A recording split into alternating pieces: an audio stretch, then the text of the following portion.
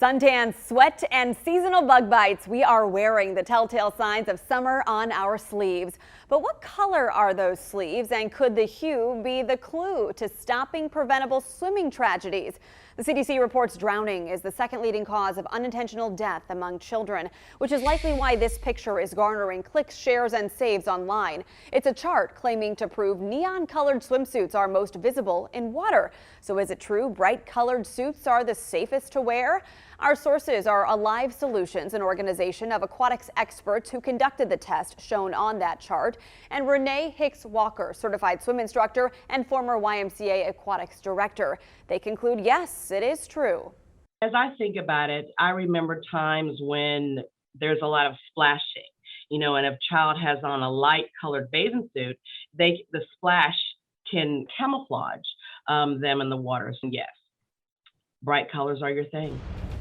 Alive Solutions tested 14 colors of swimsuits in a swimming pool with a light-colored bottom. The top row shows how they appeared in still water, the bottom with agitated water. The bright contrasting colors were most visible, especially neon pink and orange.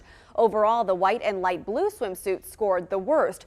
Dark gray and black were somewhat visible, but Walker suggested avoiding all neutrals. The reason behind that is if you're in an open water setting, the tan or the black or the white could mimic some leaves or a limb or dirt. And someone may not see that because they think it's something that's part of the landscape. Researchers ran the same test in 18 inches of lake water and found bright contrasting colors still did best. Neon orange and yellow and green were most visible. White did okay. However, neon pink did not show up as well as it did in the white pool bottom.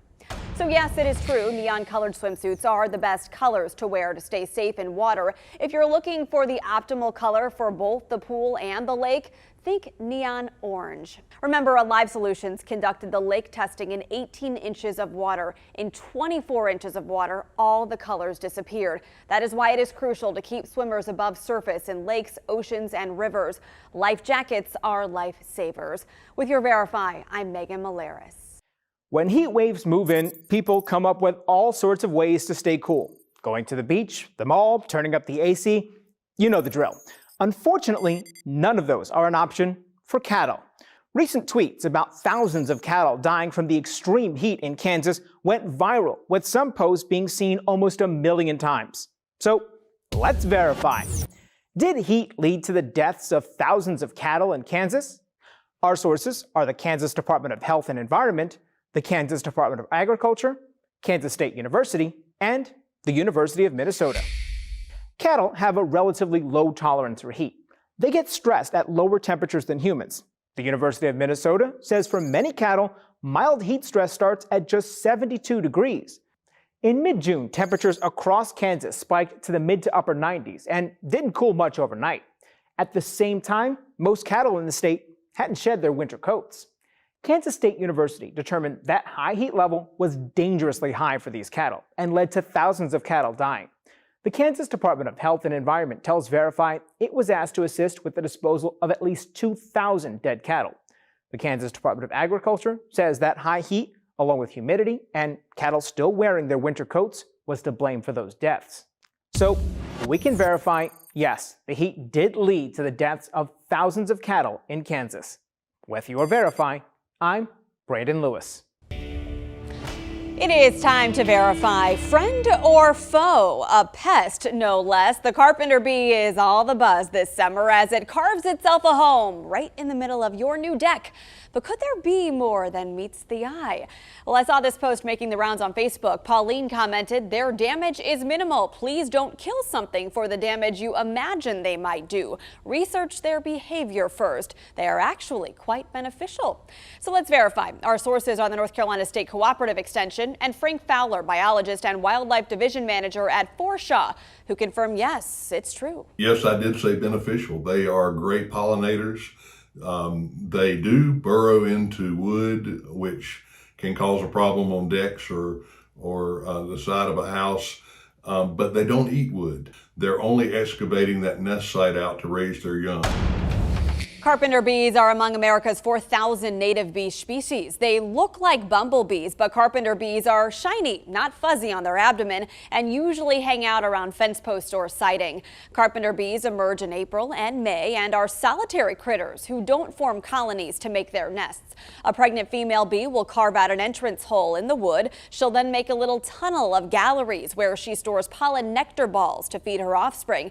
She's a busy bee, to say the least, so it's unlikely to give you the time of day. The carpenter bee female has a stinger. They're solitary bees, so they're not going to aggressively defend that nest, and the risk of getting stung is very, very small. The male has a white dot between his eyes that you can see very clearly, and they don't even have a stinger. So carpenter bees are the bee's knees. It's true, they are very beneficial. They pollinate flowers, helping grow food, and cause only small damage to wood. The Cooperative Extension warns even painted, treated, and pungent woods like cedar can attract carpenter bees. And because they don't eat wood, insecticides might not work. The best way to keep them out of your wood without harming them is by giving them an alternate place to nest. You can buy or build a carpenter bee house. Just make sure it's not a bee trap. With your Verify, I'm Megan Malaris.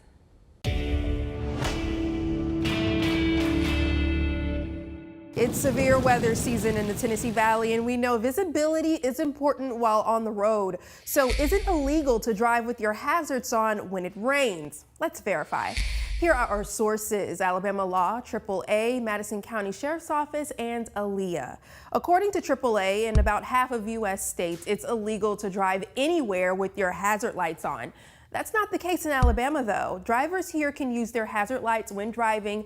There's no law preventing it. According to AAA, in the state of Alabama, it states the use of hazard lights is permitted while driving unless otherwise posted. Alabama Code Title Section 325241 says any vehicle may be equipped with flashing lamps, which may be used for the purpose of warning the operators of other vehicles of the presence of a vehicular traffic hazard requiring exercise of unusual care in approaching, overtaking, or passing. Madison County Sheriff's Office, along with an ALEA state trooper, also shared what to do on the road during severe weather. Now, of course, we hope you're not on the road, but in the event that it's a downpour, drivers must either turn on their bright or emergency lights during severe weather. So we can verify that no, it is not illegal to drive with your hazards or when it rains. With this Verify, I'm Kenesha Dees.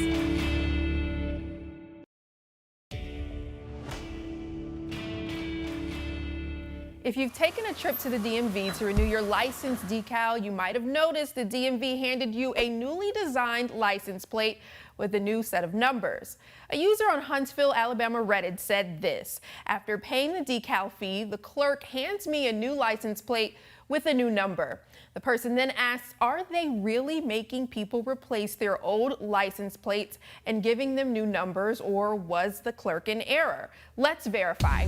Here are our sources: Madison County Service Center, Madison County License Director Mark Craig.